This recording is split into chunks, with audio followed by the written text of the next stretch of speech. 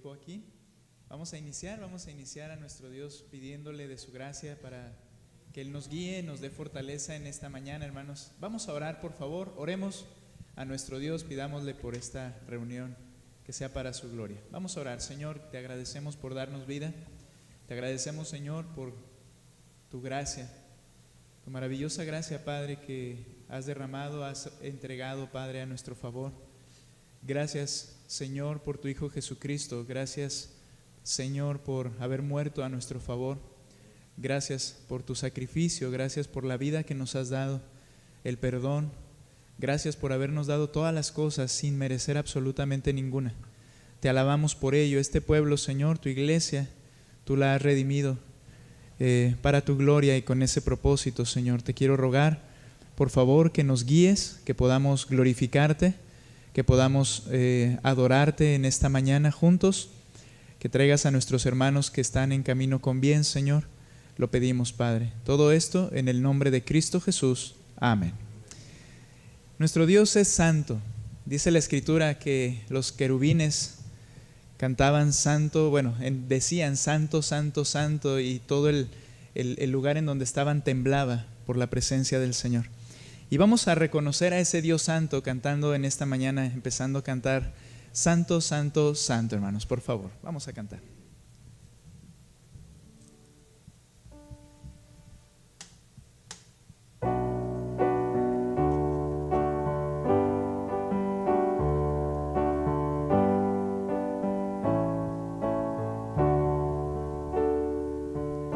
Santo, santo, santo,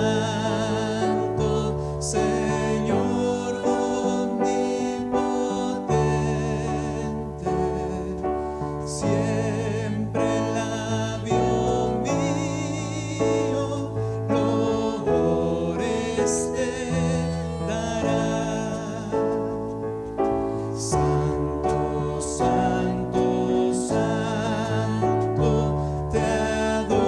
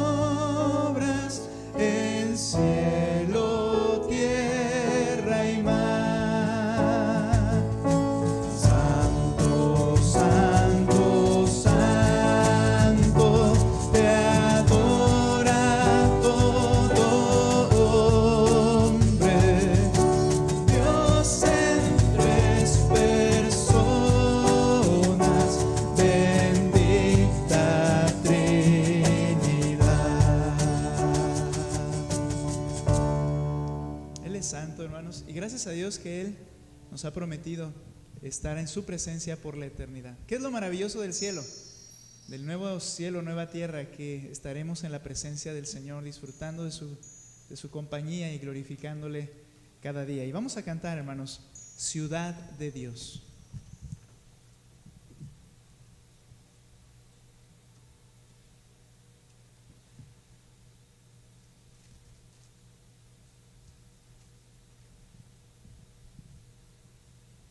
Este debe ser un consuelo, hermanos, en medio de cuando hay aflicción, el recordar lo que el Señor nos ha prometido.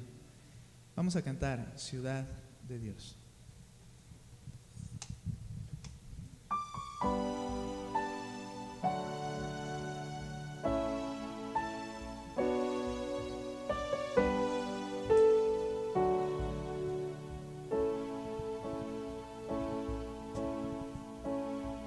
Juntos, hermanos.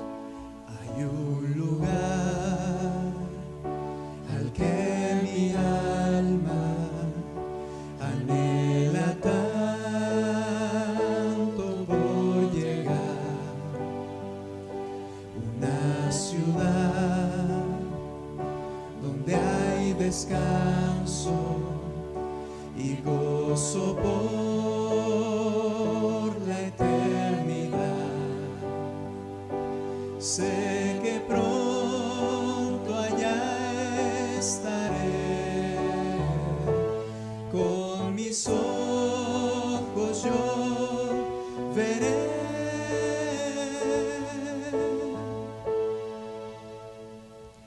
aquel que vino a rescatarme para llevarme allí con él. He aquí que la presencia del Señor mora en medio de los hombres que Él salvó. Ellos son su pueblo y Él su eterno Dios. La ciudad de Dios es lo que anhelo yo.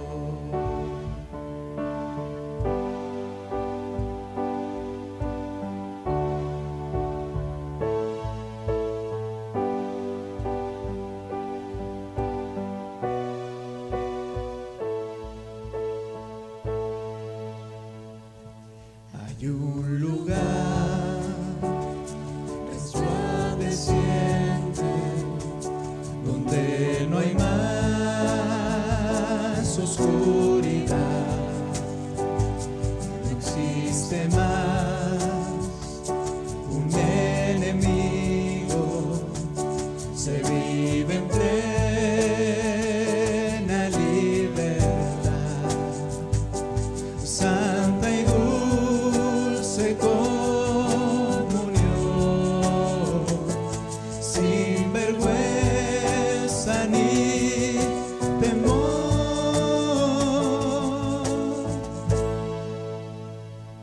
pues su justicia cubre por siempre mi pecado y corrupción. He aquí que la presencia del Señor por en medio de los hombres que Él salvó. Ellos son su pueblo y Él su eterno Dios. La ciudad de Dios es lo que anhelo yo.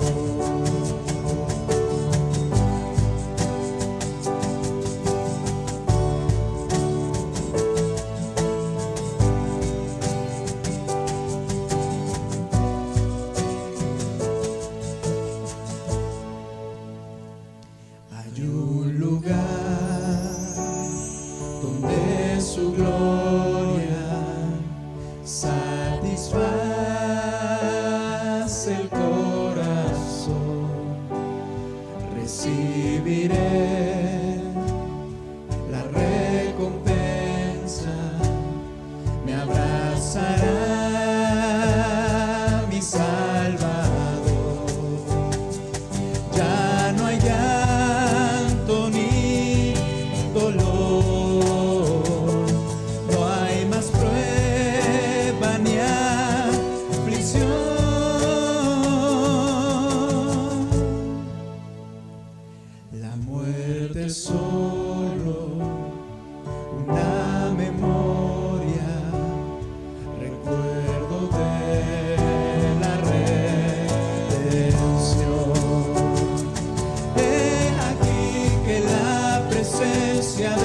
Señor. Mora en medio de los hombres que Él salvó. Ellos son su pueblo y Él su eterno Dios. La ciudad de Dios es lo que anhelo yo. He aquí que la presencia del Señor mora en medio de los hombres que Él salvó. Ellos son su pueblo y Él su eterno Dios.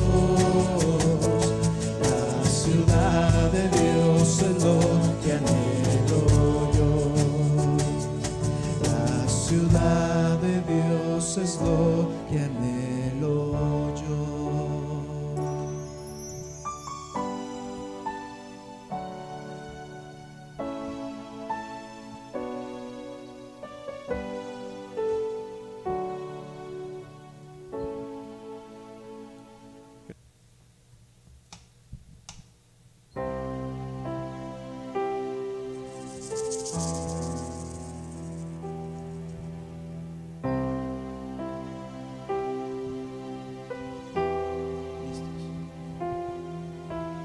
¿Quién formó las olas al hablar?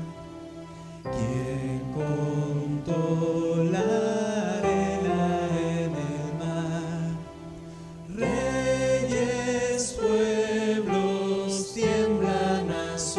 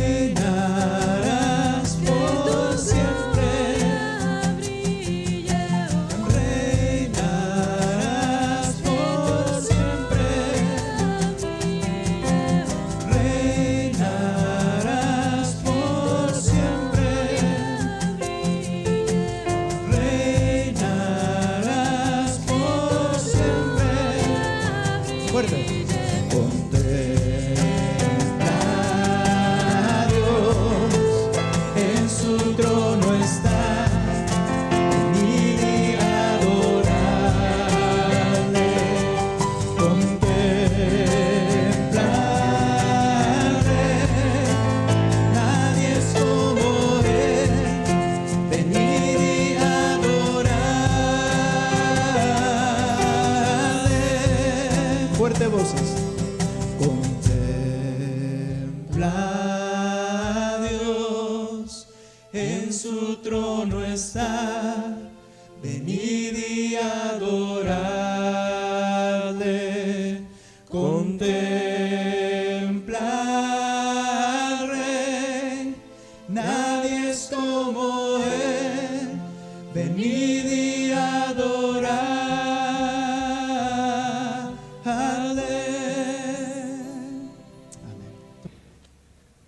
Adorar al Rey, hermanos, glorificarle, es algo que ha sido puesto y reservado de alguna forma para su pueblo, para darle alabanza, dice la Escritura, Efesios, fuimos hechos sus hijos, hemos sido hechos salvos para alabanza de la gloria de su gracia, dice el pasaje. Y, hermanos, adorar al Señor es nuestra labor diaria. Es lo que tenemos que hacer, es lo que tenemos que pensar y de qué manera le estamos glorificando, le estamos adorando. Por eso debemos, a la luz de la Escritura, estar siempre contemplando el rostro del Señor para saber lo que Él y cómo a Él se agrada en nosotros, hermanos. Eso es sumamente importante. Y por eso, hermanos, hoy quiero retomar y cerrar el tema también que hemos ido viendo en algunas ocasiones acerca de la vid y los sarmientos. La semana anterior no me fue posible, pero hoy vamos a cerrar y no quise adelantar porque era algo muy importante lo que vamos a ver hoy para concluir en ese gran tema que hemos ido tratando en todo Juan capítulo 15, que le invito por favor que vaya conmigo para allá y podamos estar allí estudiando la palabra de Dios. Voy a leer yo en las Escrituras, ustedes también me van a ayudar a leer en algunos pasajes. Pero hemos estado hablando acerca de la vid y los sarmientos. La vid y los sarmientos, hermanos, en el que el Señor Jesucristo dice que Él es la vid verdadera. Ahora, el Señor ha venido explicando en este capítulo 15 de Juan cómo el sarmiento debe dar fruto. Debe dar fruto, dice la Escritura. Pero esto solamente se puede lograr unido a la vid verdadera, la cual es el mismo Señor Jesucristo. El Señor dice entonces que hay que dar fruto, pero solo se logra unido a la vid verdadera. Este fruto solo se puede dar y se obtiene dependiendo de la vid y permaneciendo en una relación perfecta con Jesucristo, lo cual es una evidencia de la única genuina salvación, permanencia en una relación con Cristo. Y es allí donde se encuentra el único gozo y las vidas plenas de esos sarmientos. Así pues, también dice el Señor que toda vid, todo sarmiento, todo hombre que no produzca evidencias únicas del carácter de Cristo en su vida, es decir, todo aquel que no dé fruto, será cortado y echado al fuego eterno. Ahora, vamos a cerrar esta analogía de la vid y los sarmientos, como lo hemos venido hablando. Y hablaremos ahora de cuál es el fruto de frutos. Hemos estado viendo que debe dar fruto, que debemos llevar mucho fruto, pero ¿cuál es el fruto de frutos que debemos dar? ¿Cuál es ese fruto que el sarmiento, correctamente unido con Cristo, debe producir? En esta mañana cerraremos hablando este tema con el siguiente título: el gran fruto del creyente. ¿Cuál es el gran fruto del creyente? Ahora, para ir desarrollando este punto final, este tema aquí, lo primero que quiero que veamos, hermanos, es que dar fruto, que es algo que Él está demandando hacer, dar fruto en realidad es un acto de la voluntad y gracias soberanas de Dios. Nota por favor lo que dice el verso 16. Me voy a enfocar en Juan 15, 16. Por favor, note.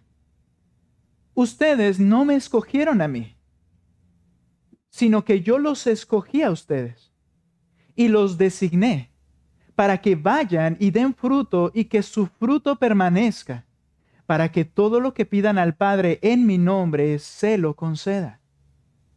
Note que el Señor ha estado hablando de dar fruto nos ha explicado la dependencia que debemos tener en Él, nos ha explicado que el que no dé fruto va a ser echado fuera de Él. Pero entonces llega al verso 16, y dice, ustedes no me escogieron a mí, sino yo a ustedes, y los designé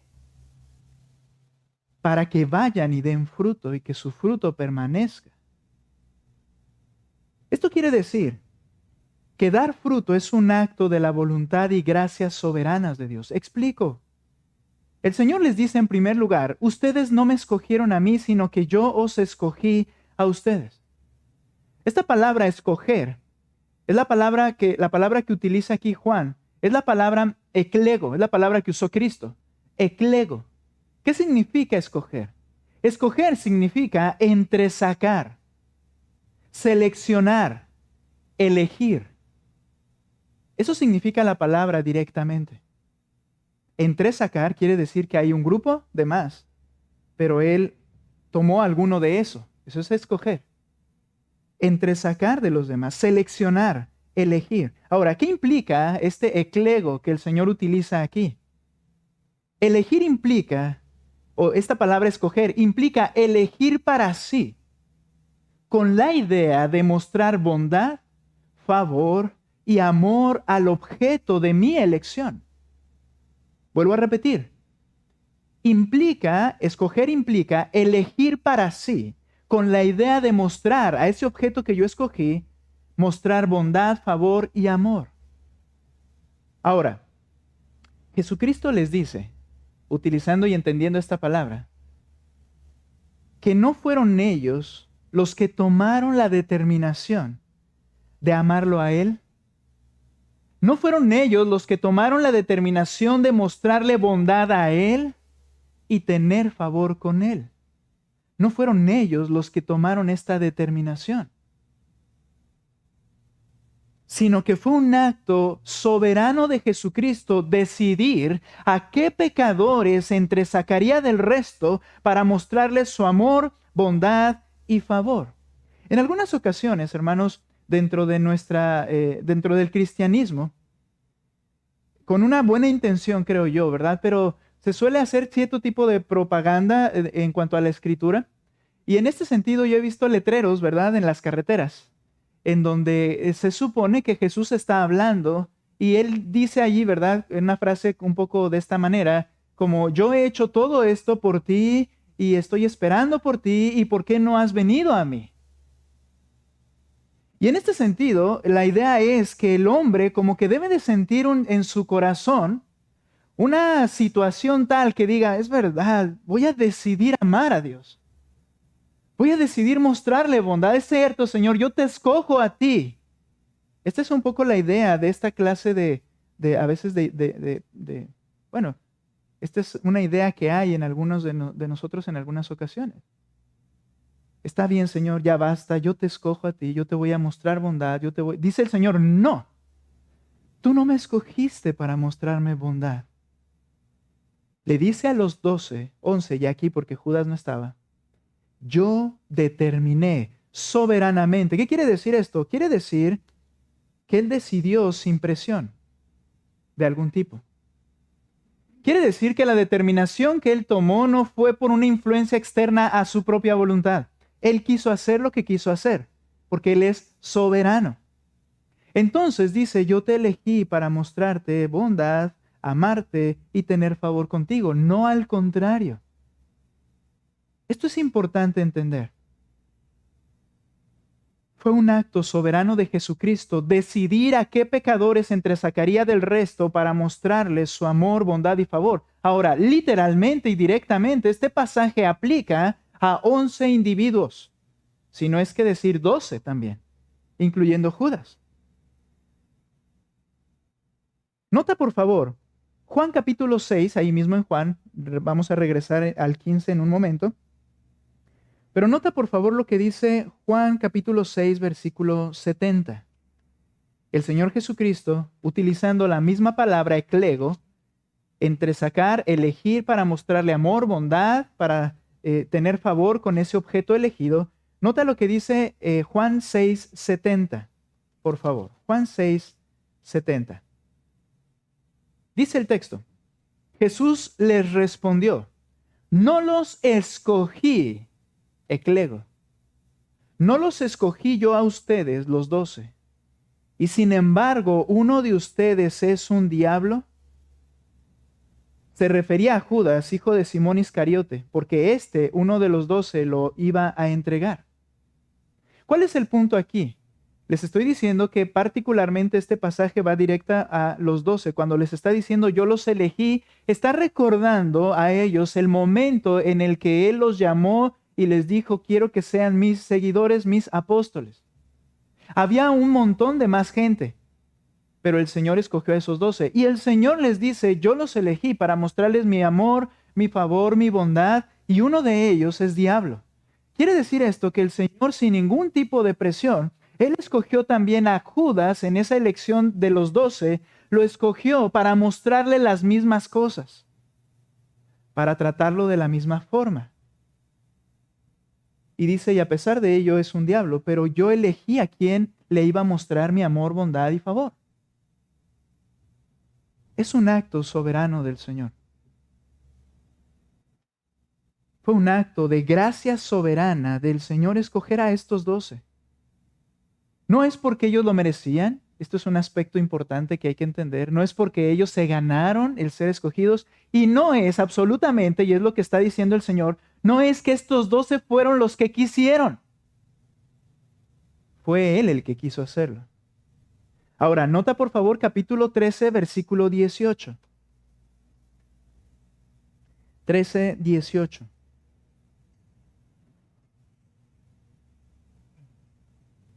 Cuando Él les comienza a hablar acerca de que ya todos están limpios delante de Él, que sus pecados han sido perdonados, que Él los ha purificado, les dice en este versículo, capítulo 13, versículo 18, no hablo de todos ustedes.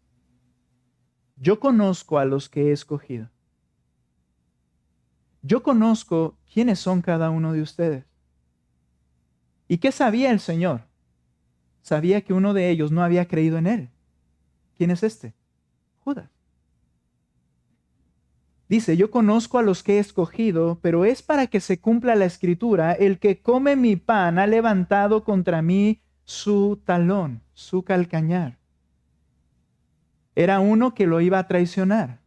Era uno que ya les hemos explicado, ¿verdad? Levantaban el pie en una señal de humillación al otro, de pisotear al otro y decir no vales nada. Dice, uno de ustedes lo va a hacer conmigo.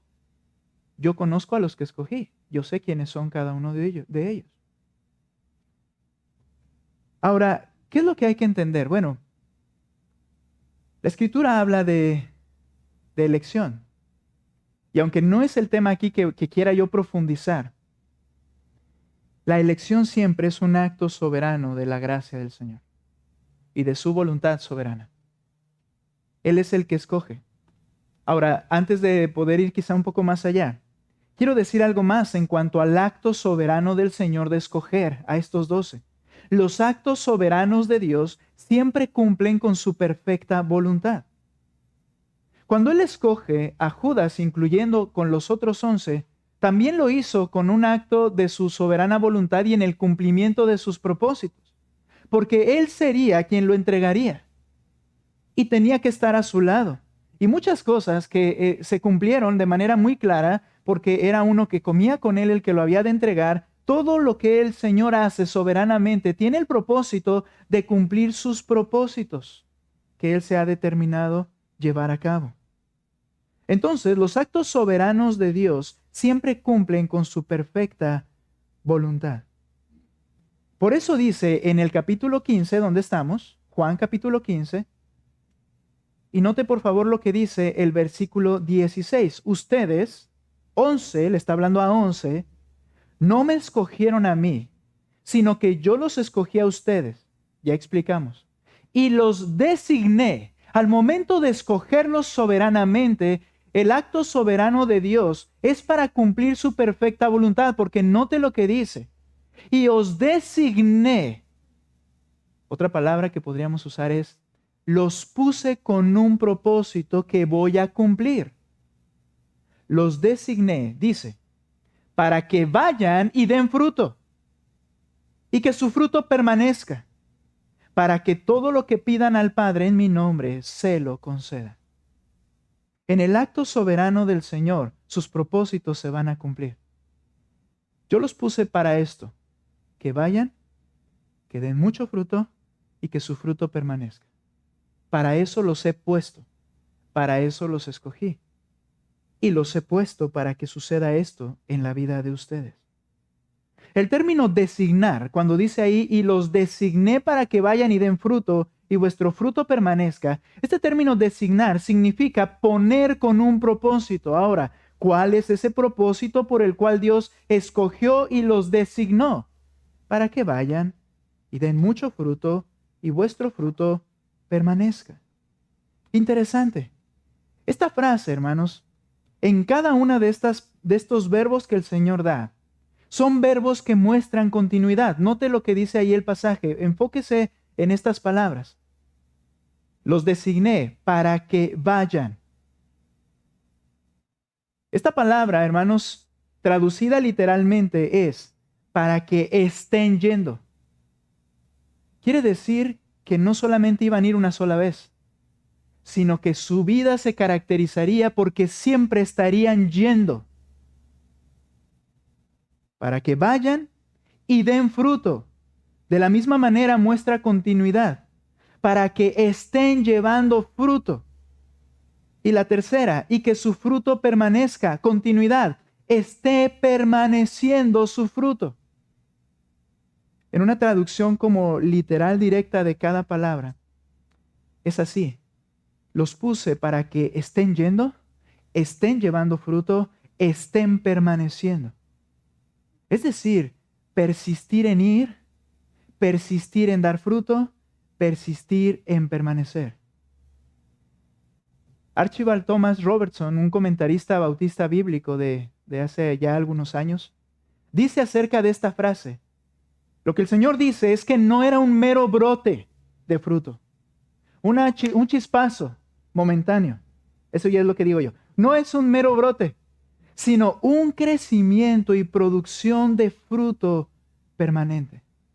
Yo los escogí y los puse para que estén constantemente yendo, dando constantemente fruto, y el fruto esté constantemente permanente, redundante. Ahora, esto es así. ¿Y cómo se va a llevar a cabo esto también? ¿Qué dice el mismo versículo? Para que todo lo que pidan al Padre en mi nombre se lo conceda. Tienen una labor tan importante. Han sido puestos con un propósito tan grandioso. Pero ¿con qué recursos vas a lograr esto? ¿Cómo puedes llevar a cabo esa labor tan enorme? Para que todo, otro propósito dentro de este mismo, todo lo que ustedes pidan en mi nombre, el Padre lo conceda. Es a través de los recursos divinos puestos a su disposición para cumplir los propósitos de Jesucristo, los propósitos del Padre, los propósitos del Espíritu Santo. Es a través de esos recursos puestos por Dios mismo que esto se va a llevar a cabo. Para que cualquier cosa que supliquen al Padre, dice la Biblia interlineal, para que cualquier cosa que supliquen al Padre en el nombre mío, lo dé a ustedes. A ver, es en este contexto en el que dice, pide y se te dará. Busca y hallaréis. Cuando el creyente entiende que él ha sido puesto, vamos a enfocarnos en lo que el texto dice.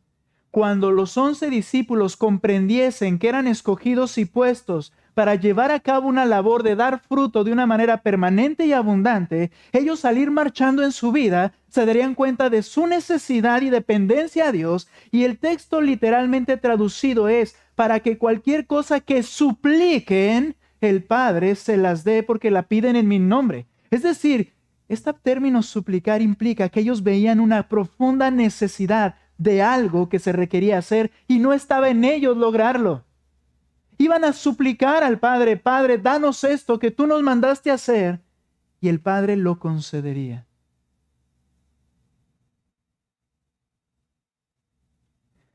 Este fruto se cumplió cabal y absolutamente. Esto que el Señor dijo que sucedería, esta determinación que Él tomó en su soberana potestad y gracia, se cumplió a cabalidad y en absoluto. El libro de los Hechos es el testimonio de que Jesucristo cumplió su propósito soberano con estos 11 y con el otro instrumento escogido, como dice el libro de Hechos. ¿Quién era? Pablo. Estas palabras de Cristo a 11, la noche previa a morir, solos, sabiendo que pronto el Señor Jesucristo partiría de ellos y ellos serían perseguidos, los que se quedaban, son palabras, hermanos, son una promesa y garantía, palabras de exhortación y de ánimo. Les estaban diciendo en pocas palabras, ustedes lo van a lograr, porque yo lo determiné. Yo los puse, no para que fracasen, los puse para que logren el propósito para el cual los he escogido, los he llamado, den fruto y su fruto permanezca y sigan yendo, llevando fruto. Lo van a lograr. Eran palabras esperanzadoras, que probablemente en ese momento ellos no entendieron por completo, pero cuando viene el tiempo de la aflicción y comienzan a ver los resultados de la obra de Cristo a través de ellos como iglesia, ellos recuerdan entonces esto, el Señor lo dijo, que para esto nos había puesto. Para esto me ha llamado. Ese es un acto de la gracia soberana del Señor, de su voluntad soberana. Dar fruto es un acto de la decisión soberana y gracia del Señor. Esta promesa y garantía de parte del Señor para con sus discípulos fue directa y clara. Pero ahora sí, creo que este alcance de la voluntad soberana del Señor al elegir se cumple de la misma manera a cada uno de los creyentes, porque la elección no se llevó a cabo cuando Cristo vino a la tierra. La elección se lleva a cabo desde antes de la fundación del mundo. Cuando el Señor, en su soberana potestad, teniendo un grupo de pecadores, todos igual de pecadores, todos igual de merecedores de ir al infierno, y no presionado por alguna circunstancia, la cual diga, este es distinto, por tanto me veo obligado a aceptarlo y escogerlo, sino por un acto soberano y libre, Él escogió a 11, 12 con Pablo, incluso en la tierra a Judas para mostrarle amor por un tiempo solamente. Pero a los creyentes de toda la historia es el mismo acto de Dios. Nota lo que dice, por favor, Efesios 1:3. Y esta fue una de las razones por las que hoy no pusimos una lectura al principio, porque voy a hacer una lectura extensa aquí y quiero que me sigas. Por favor, sígame. Creo que este es el alcance de la voluntad soberana del Señor al elegir a cada uno de los creyentes en la eternidad pasada. Nota lo que dice verso 3. Bendito sea el Dios y Padre de nuestro Señor Jesucristo, que nos ha bendecido, pasado, con toda bendición espiritual en los lugares celestiales en Cristo. Porque Dios nos escogió en Cristo antes de la fundación del mundo. Propósito: para que fuéramos santos y sin mancha delante de Él. Este acto, dice, en amor, nos predestinó para adopción como hijos para sí mediante Jesucristo, conforme a la buena intención de su voluntad, para alabanza de la gloria de su gracia. Note los propósitos que hay en la elección del Señor por aquellos que Él ha elegido. Para alabanza de la gloria de su gracia, que gratuitamente ha impartido sobre nosotros en el amado. En Él tenemos redención mediante su sangre, el perdón de nuestros pecados, según las riquezas de su gracia, que ha hecho abundar para con nosotros en toda sabiduría y discernimiento. Nos dio a conocer el misterio de su voluntad, según la buena intención que se propuso en Cristo. Nos dio a conocer, una pequeña pausa, el misterio de su voluntad, según la buena intención que se propuso en Cristo. ¿Cuál era este misterio que no se comprendía quizá al principio, pero que ahora nos lo ha dado a conocer? Que Él determinó salvar un pueblo de toda lengua, tribu y nación para su gloria. La iglesia. La iglesia. Esa determinación no la conocíamos ni la entendíamos, pero ahora queda clara, dice el apóstol. Y entonces dice, verso 10, con miras a una buena administración en el cumplimiento de los tiempos, es decir, de reunir todas las cosas en Cristo, tanto las que están en los cielos como las que están en la tierra. También en Él, Cristo, hemos obtenido herencia, habiendo sido predestinados según el propósito de aquel que obra todas las cosas conforme al consejo no de alguien más, sino de su voluntad, a fin de que nosotros, que fuimos los primeros en esperar en Cristo, aquí hace referencia a los judíos, seamos para alabanza de su gloria. En Él también ustedes, los no judíos, después de escuchar el evangelio de la verdad, el evangelio de su salvación, y habiendo creído en Él, fueron sellados en Él con el Espíritu Santo de la promesa, que nos ha dado como garantía de nuestra herencia, con miras a la redención de la posesión adquirida de Dios para alabanza de su gloria. Todo esto es un amén en Cristo. Todo esto es un sí, será cumplido, porque yo los escogí con este propósito. Todo esto es un sí en Cristo. Todas las promesas son en Él sí y en Él amén, dice la Escritura. Es decir, así es y así será. Lo que significa el término amén. Bien. Creo entonces que cuando usamos el ejemplo de la elección de 11, nos está mostrando el ejemplo de la elección soberana del Señor, de todo creyente a lo largo de la eternidad, porque es lo que enseña el resto del Nuevo Testamento.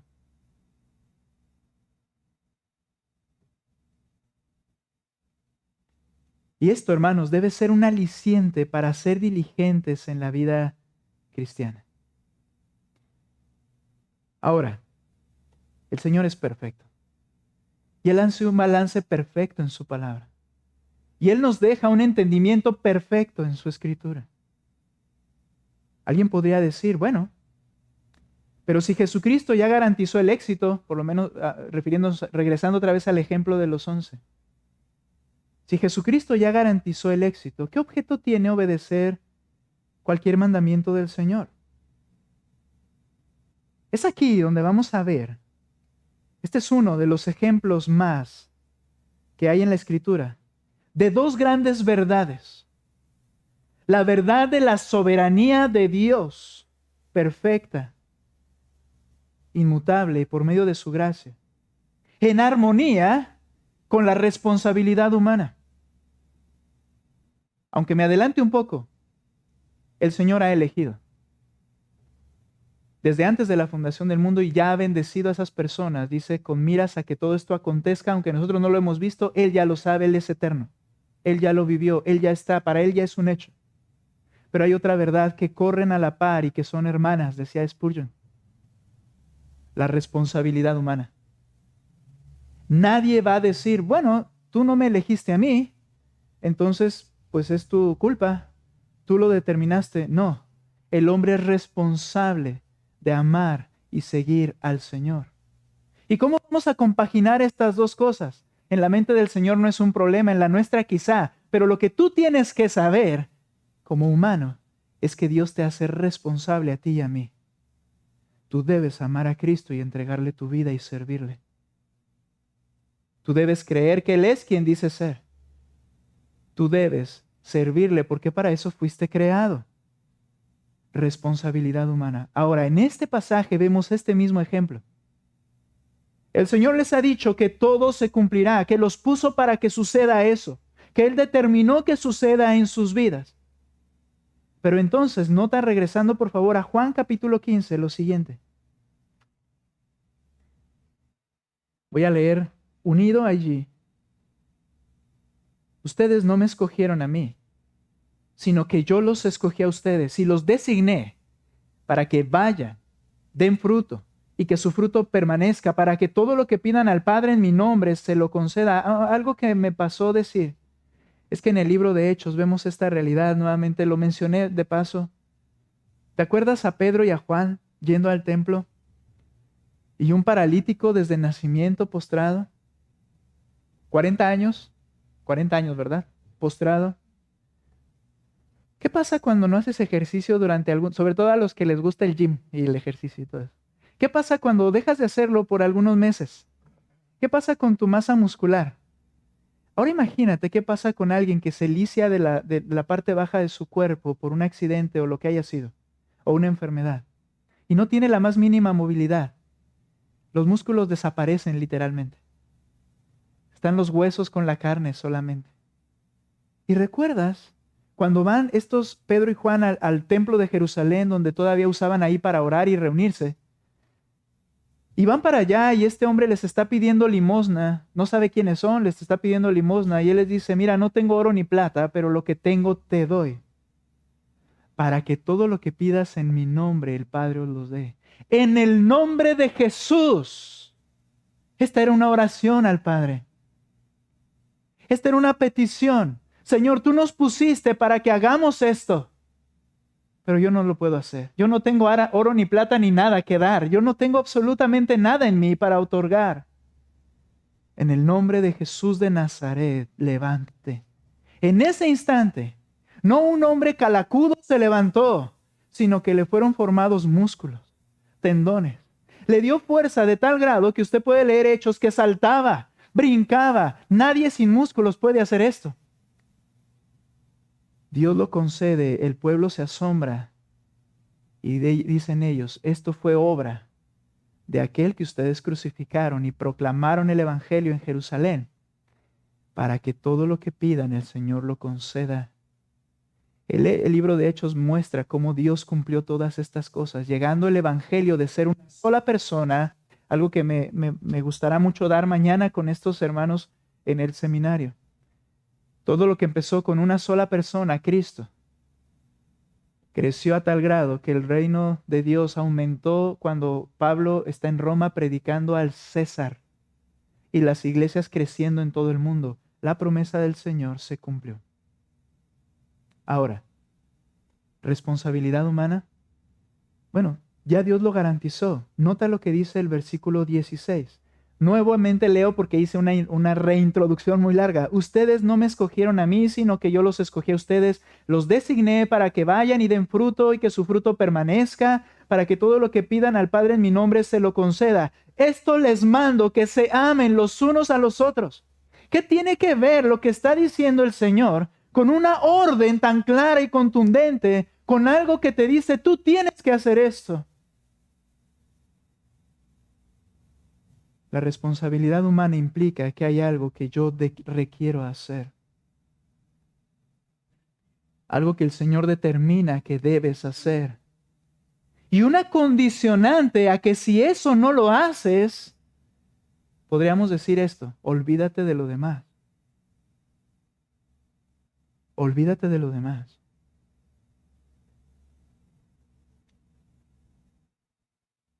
Y es aquí donde vemos el fruto de frutos del creyente. El fruto se da por un acto de la voluntad soberana del Señor, ya lo vimos. Pero a la par con esta enseñanza de la soberanía de Dios entra la responsabilidad de los que están oyendo a Cristo, porque Él les dice, esto te mando. El fruto de frutos del creyente es el amor. Vamos a ordenar nuestras ideas, por favor, en este pasaje para poderle darle sentido a lo que estamos viendo. Ordenemos nuestras ideas. Jesucristo, en primer lugar, demanda fruto. Somos elegidos y puestos para dar fruto. El fruto se da solo en dependencia a Él. La permanente dependencia a Él se lleva a cabo en obedecerle.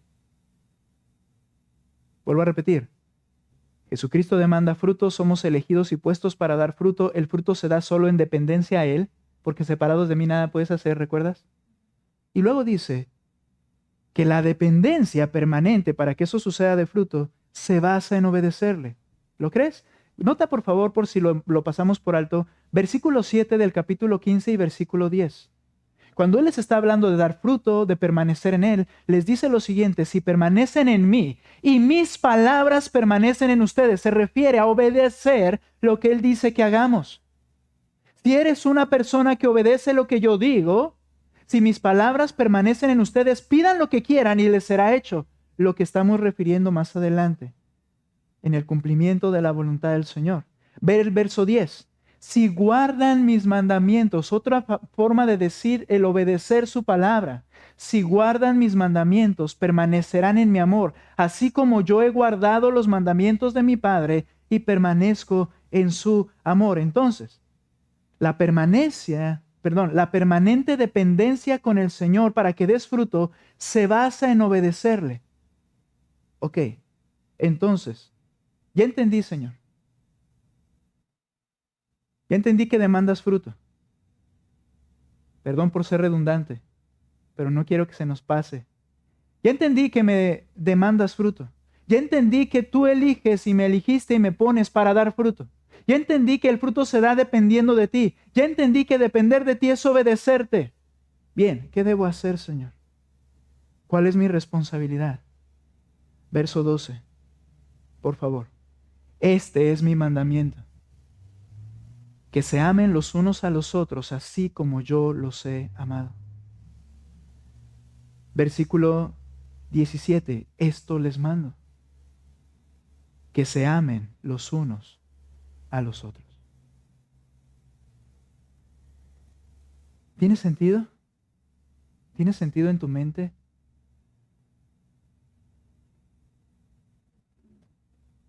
El Nuevo Testamento nos habla de distintos frutos, utilizando el mismo término, que el creyente debe producir en su vida.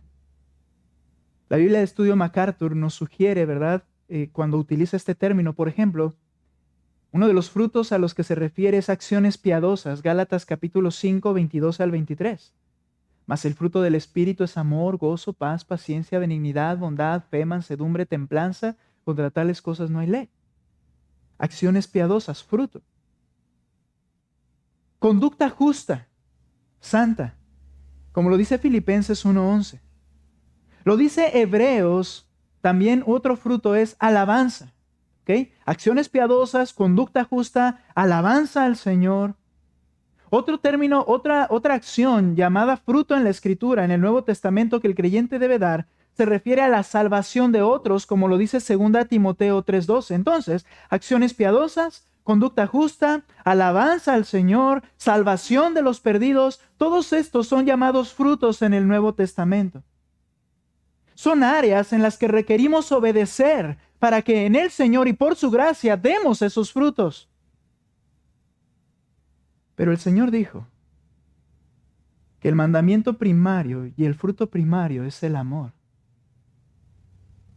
¿Sabes qué está diciendo el Señor? Que si no está esto, lo demás no puede estar. Ve conmigo, por favor, a Mateo capítulo 22, verso 36. Mateo 22, 36.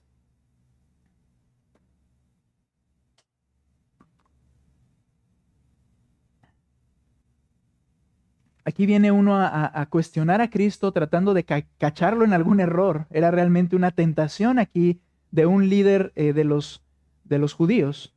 Y viene y le dice al Señor Jesucristo lo siguiente: Maestro, ¿cuál es el gran mandamiento de la ley? Hay muchos mandamientos. ¿Cuál es el gran mandamiento de la ley? Él le contestó, nota, amarás al Señor tu Dios con todo tu corazón, con toda tu alma y con toda tu mente. Esta es tu responsabilidad. Y le dice en el 38, este es el gran y primer mandamiento. Y el segundo es semejante en grandeza e importancia. Amarás a tu prójimo como a ti mismo. Pero me encanta el verso 40 para entender estos versos previos. De estos dos mandamientos dependen toda la ley y los profetas. La idea es que del mandamiento de amar al Señor y amar a mi prójimo, de ahí penden todos los demás mandamientos. Dicho de otra manera, es que si yo estoy tratando de cumplir todos los mandamientos que están colgando de aquí, pero no amo a mi prójimo como a mí mismo y no amo a Cristo por encima de todas las cosas, no importa lo que haga, yo ya he fallado. Yo ya he fallado. El amor es el principal mandamiento. Hablando de frutos como en esta ocasión, mira, tú y yo podemos ser o intentar ser bondadosos, predicar el evangelio para que otros sean salvos. Podemos intentar tener acciones justas y piadosas en nuestra vida. Pero si no amo a mi hermano en Cristo, como Cristo me ama a mí, esos frutos realmente no son íntegros. No son reales. Hay una falacia en algún aspecto en lo que estoy haciendo. Pregúntate, por favor, si esto tiene sentido nuevamente. ¿Por qué le predicarías a alguien de Cristo? Quiero centralizar tu amor en primer lugar a la iglesia. Y quiero que esa sea la motivación para entender el por qué hacemos todo lo demás. ¿Sabes? Cuando yo veo a alguien y le predico el evangelio y está la persona escuchando, yo amo quiero decirlo de esta forma, yo amo al pueblo del Señor, y ahorita lo enfatizamos más. Pero yo veo en él un candidato a ser parte del pueblo del Señor, aunque yo no sé si va a creer o no.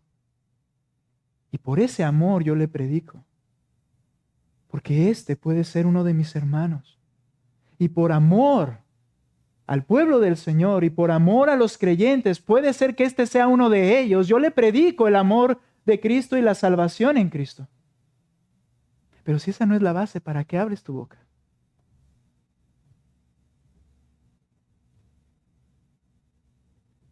Puedo pasarme el día alabando al Señor y poniendo alabanzas o cantando al Señor, sí, pero ¿de qué te sirve si no amas a tu hermano?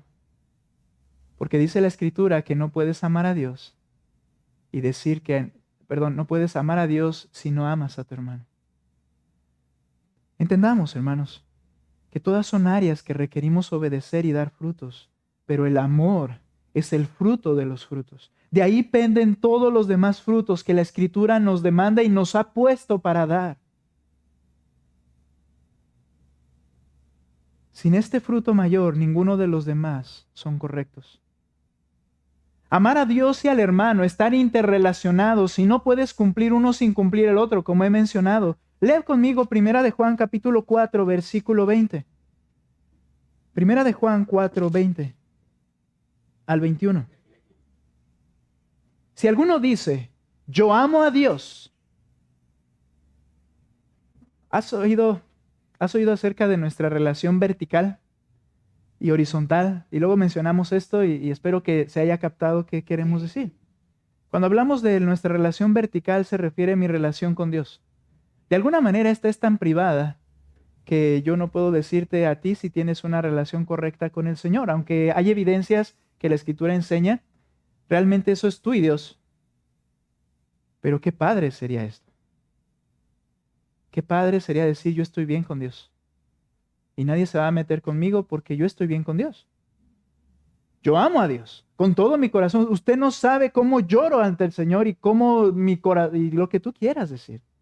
El problema es que Dios interrelacionó estos dos mandamientos o interrelacionó estos dos frutos. Dice el texto, si alguno dice yo amo a Dios, pero aborrece a su hermano, es mentiroso. ¿En qué sentido es mentiroso? No amas a Dios. Porque dices que amas a Dios. Están interrelacionados. Porque el que no ama a su hermano, a quien ha visto, no puede amar a Dios a quien no ha visto. Y este mandamiento tenemos de Él, lo recuerda Juan, que el que ama a Dios ame también a su hermano.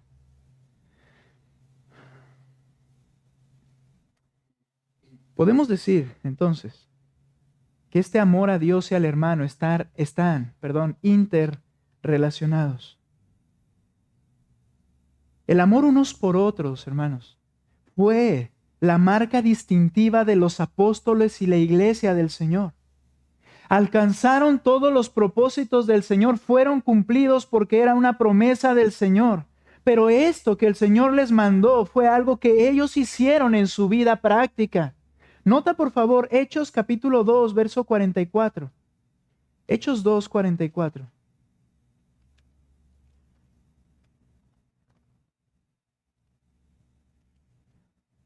Hechos 2, 44 al 47. Sígueme con tu vista. Todos los que habían creído. Es el inicio de la iglesia. La primer día y semana de que se formó la iglesia. Ya no está Cristo, están los apóstoles solamente y ahora un grupo. Dice, todos los que habían creído estaban juntos y tenían todas las cosas en común. Vendían todas sus propiedades y sus bienes y los compartían con todos, según la necesidad de cada uno.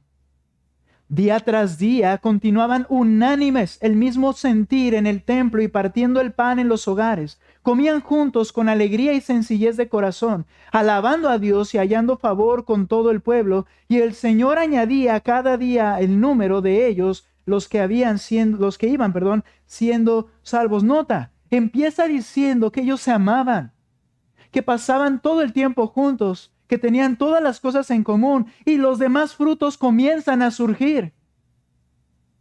Comienza a haber salvación, comienza a haber bondad, comienza a haber testimonio, comienza a haber poder. ¿Por qué? Porque estos se estaban amando unos a los otros. Nota otro texto, por favor. Capítulo 4, verso 32, de Hechos también. La congregación de los que creyeron eran de un corazón y un alma. Ninguno decía ser suyo lo que poseía, sino que todas las cosas eran de propiedad común. Y entonces, nota, con gran poder los apóstoles daban testimonio de la resurrección del Señor Jesús y había abundante gracia sobre todos ellos. Pregunta, hermanos. Es una iglesia que está dando fruto. Pregunta. ¿De dónde aprendieron a hacer esto? Reprendía a Cristi antes de iniciar, con amor. Y le decía, a veces nos vamos a dar cuenta hoy por qué pasan algunas cosas. No voy a decir más para que no evidenciar a Cristi ni nada, ¿verdad? ¿De dónde aprendieron a hacer esto? Hermanos, la iglesia es el reflejo de su liderazgo. Y esto me causa humillación. Porque como pastor, lo que yo veo en ustedes fuertemente es un resultado de lo que yo soy y hago. Y eso me mueve a hacer cambios en mi vida. Eso me reprende a decir, ¿por qué les exijo algo que yo no hago? Porque el liderazgo impacta de tal manera a los que están siguiendo ese liderazgo que en un momento la iglesia se convierte en el reflejo del liderazgo que tiene.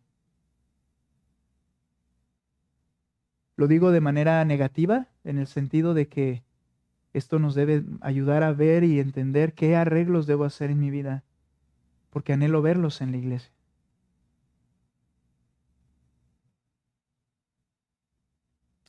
Pero de manera positiva, ¿de dónde aprendieron estos a amarse así? Al principio eran solamente 11. Cuando el Señor asciende, eran solamente 120. Al final de esta lectura dice que eran como ¿cuántas almas? 3,000 personas. Y todas tenían la misma actitud.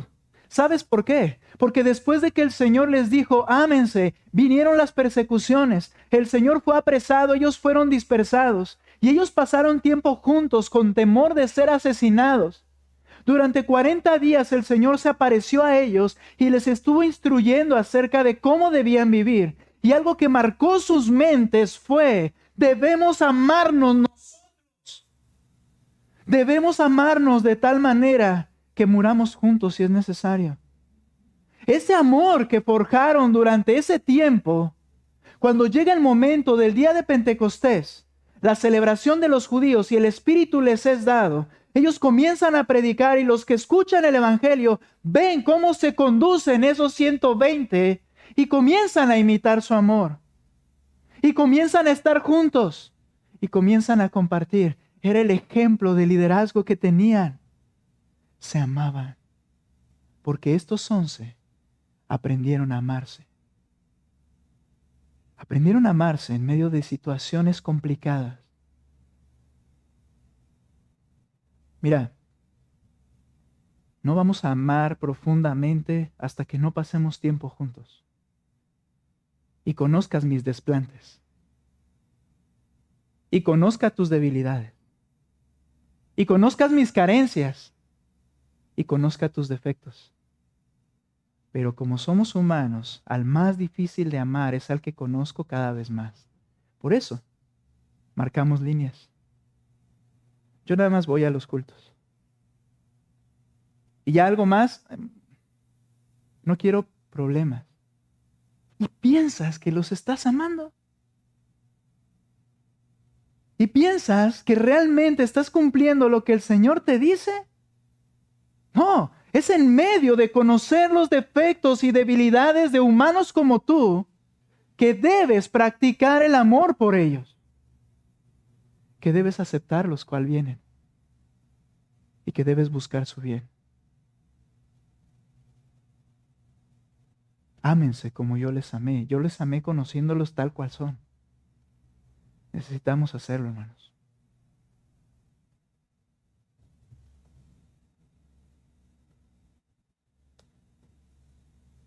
Note lo que dice Pedro al escribir su carta muchos años más adelante. Primera de Pedro capítulo 5.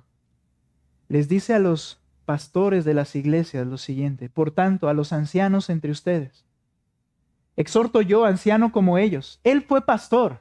Dice, yo estuve liderando. Y principalmente en la primera iglesia, en esa que leímos en Hechos. Y les dice, yo anciano como ellos y testigo de los padecimientos de Cristo y también participante de la gloria que ha de ser revelada. Vean lo que les dice a los pastores con un profundo amor. Pastoreen el rebaño de Dios entre ustedes. Cuídenlos y nútranlos, velando por él, no por obligación. Ya les he dicho a aquellos que dicen, yo no quería ser pastor, pues no seas. Porque debe ser un anhelo en tu corazón. No por obligación, sino voluntariamente, como quiere Dios. No por la avaricia del dinero, sino con sincero deseo. Nota el 3. Tampoco como teniendo señorío sobre los que han sido confiados a ustedes, sino demostrando ser ejemplos del rebaño. La manera de liderar es con el ejemplo. Es con el ejemplo. Y ahí es donde yo les decía que los defectos que puede haber son un reflejo de quién yo soy. Pero yo anhelo que el Señor transforme mi vida y que pueda reflejar con el ejemplo lo que debemos ser. Una hermana amada, hace no mucho tiempo, al ver cómo tomaban tiempo ustedes para charlar, para no irse corriendo a casa, sino tomar un tiempo y compartir. Una amada hermana decía, así era mi iglesia al principio. ¿Qué pasó? Se anhela, oía yo en su corazón, en sus palabras, que anhelaba que eso fuera o volviera a ser. Así era mi iglesia. Una iglesia que no tiene como prioridad el fruto del amor se perderá, tarde o temprano, perderá el rumbo.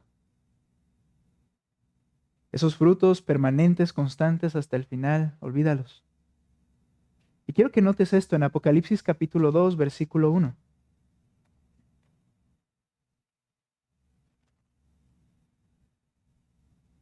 Escribe al ángel de la iglesia en Éfeso. Ay, hermanos, hermoso. Años después, casi en el año 90. Efesios quizás se escribió en el año 60 y algo. Pablo lo escribe. 30 años después, el Señor Jesucristo le dice a Juan, necesito que escribas una carta y necesito que la mandes a la iglesia de Éfeso. La iglesia de Éfeso es donde dice que fuimos elegidos y leímos ese texto tan largo para alabanza de su gloria. Fuimos elegidos en el amado, hemos sido bendecidos con toda bendición espiritual. Y eso era lo que estaba enseñando Pablo a la iglesia de Éfeso.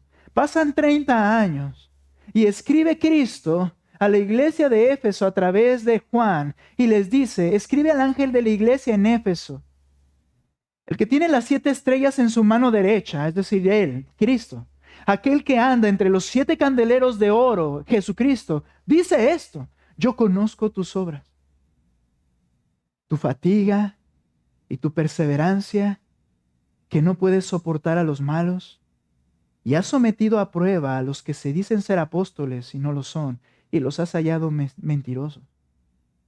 Tienes perseverancia y has sufrido por mi nombre y no has desmayado. Vemos después de 30 años, hermanos, una iglesia bien organizada, una iglesia bien estructurada, una iglesia que tenía un método claro para que cuando venía alguien y enseñaba algo incorrecto, inmediatamente lo ponían fuera. Una iglesia que estaba con mucha experiencia. Pero tengo contra ti, verso 4, que has dejado tu primer amor. Muchos han especulado y en el momento de interpretar este texto a decir, bueno, por ejemplo, la Reina Valera dice, has sufrido por amor de mi nombre.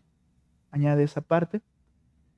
Y dice aquí, la versión que yo les leí, has sufrido por mi nombre. Bien, podríamos decir que ellos manifestaban un celo por Cristo y que lo que hacían, decían, lo hago por amor a Cristo.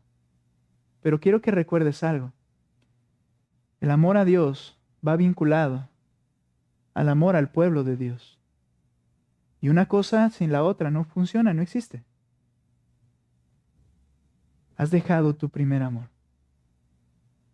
Hermanos, era una iglesia que en particular, ya sea esto que se refiera a el amor genuino por el Señor, no importa. Habían dejado de amarse unos a otros porque está vinculado los dos aspectos. Se convirtieron en un sistema. Funcionaban perfectamente. Tenían maestros para acá, maestros para allá, predicadores, un grupo de alabanza quizá, un gran lugar.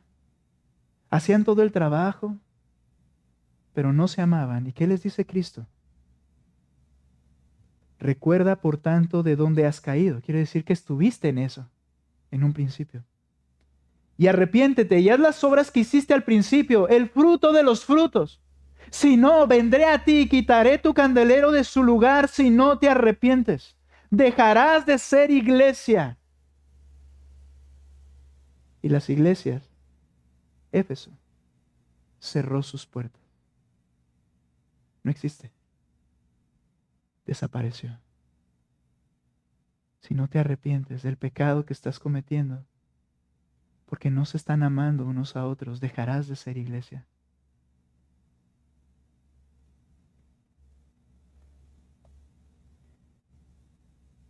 ¿De qué sirve tener una iglesia con un terreno grandote, una construcción tan grande y un montón de gente que no se conoce y que no están dispuestos a morir con el que está a su lado?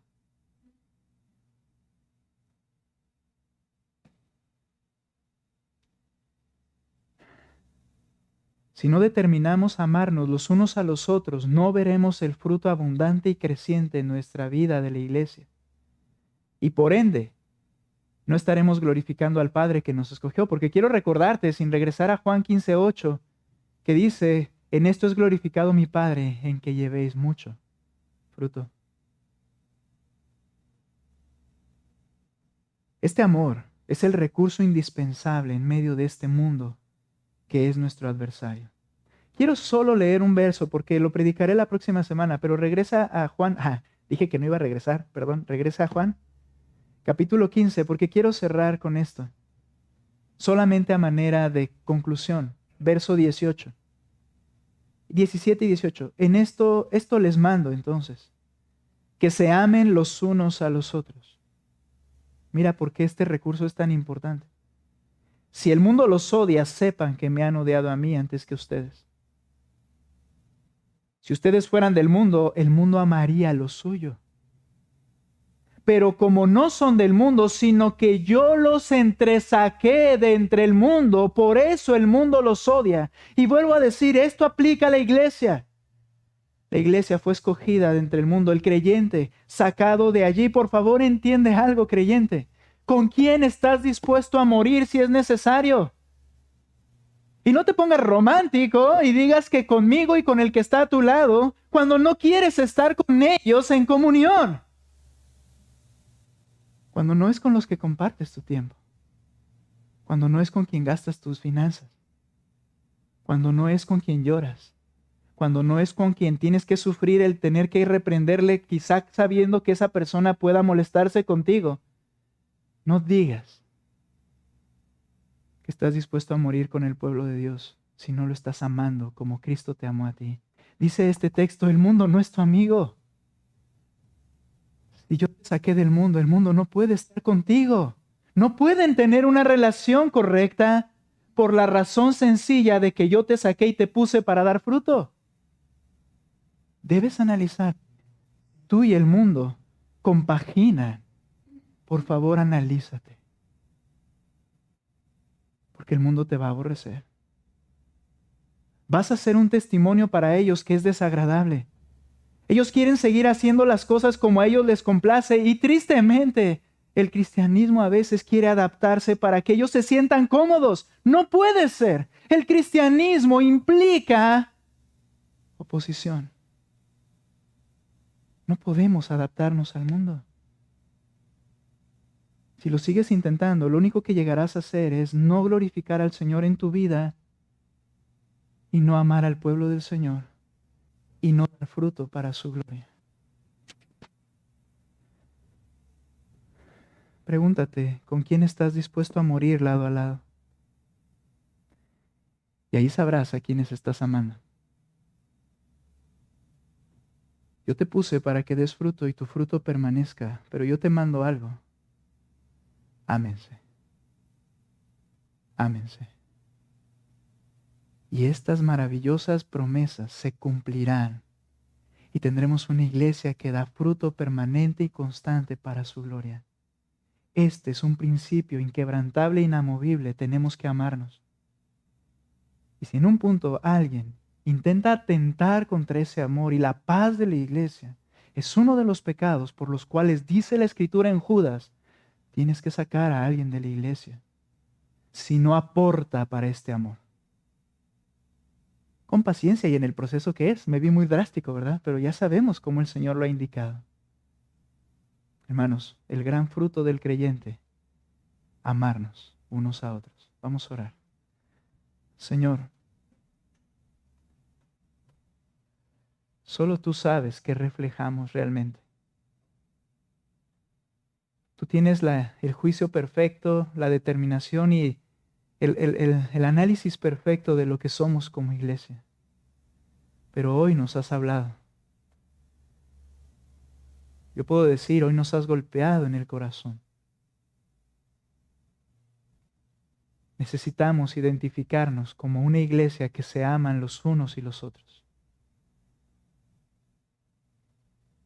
No nos debe importar el tamaño. No nos debe importar los recursos. No nos debe importar la comodidad física del lugar en el que estamos. Que nos importe amarnos como tú nos dices. Y tú llevarás a cabo lo que tú has determinado hacer para tu gloria con nuestra iglesia y nuestras vidas. Yo no sé qué es, Padre, pero tú tienes el poder con tus recursos de hacer lo que te plazca, Señor. Pero yo debo amar a mi hermano. Perdóname por la comodidad de marcar líneas para no meterme en problemas y no estar dispuesto a amar a alguien defectuoso como yo. Perdóname. Dame tu gracia para amar a mis hermanos, Señor, así como son, y amarles para que sean edificados y transformados cada vez más a tu imagen, Señor. Que no se queden como son y que yo tampoco me quede como soy. Te alabo, mi Dios, porque eres perfecto en tu palabra. En el nombre de Cristo Jesús. Amén.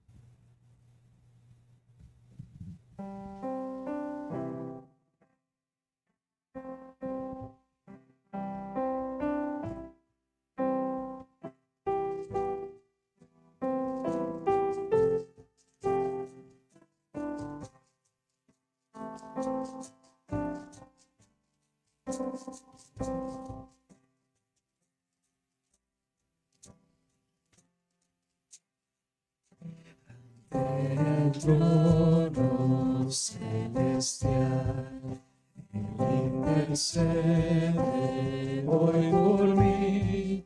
Gran sacerdote es Jesús, quien por siempre vivirá. Y en sus manos, por tu amor, mi nombre ya grabado está. Y mientras en su trono esté, nadie de él me apartará. Nadie de él me apartará.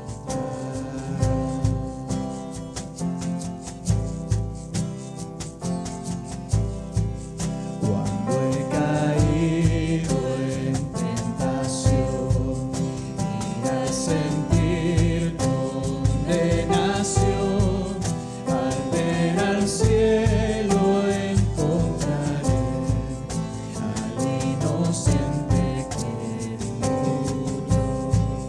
Y por su muerte el Salvador ya mi pecado perdonó, pues Dios el justo aceptó su sacrificio hecho por mí, su sacrificio hecho por mí.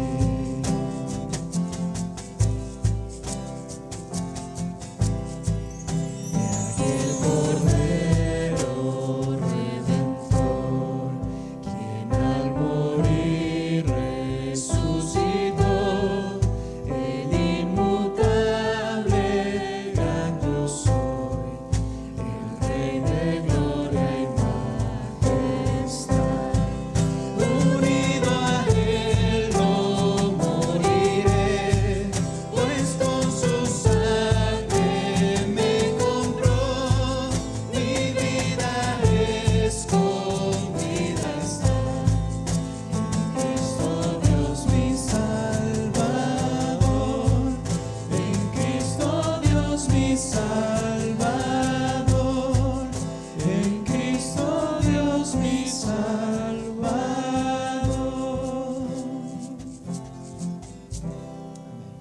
Hermanos, meditemos en su palabra. Que Dios les bendiga y que pasen esta semana en el Señor dando frutos para su gloria, hermanos. Hemos concluido. Dios les bendiga.